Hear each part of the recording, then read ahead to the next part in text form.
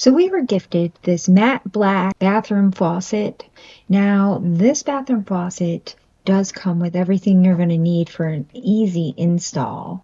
The bottom plate will cover 3 holes if you need it to. Now, the drain has a push drain feature. Now, the install literally takes about 15 minutes, if that, to get it all installed. All the hardware is very heavy duty. Now, the faucet itself has a matte black finish to it. Makes it look very elegant. It is also a one-handled faucet.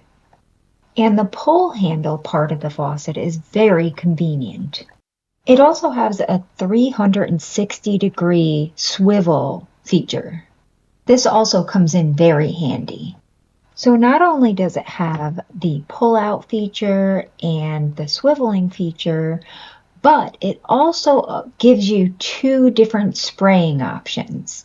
One that's more of a shower type spray, and then the other one that's just more of a normal faucet. Being able to toggle between the 2 really helps, especially when you're trying to clean different stuff in the bathroom. So if you're looking for a new faucet and you'd like one that has a lot of different features, you may want to consider this one.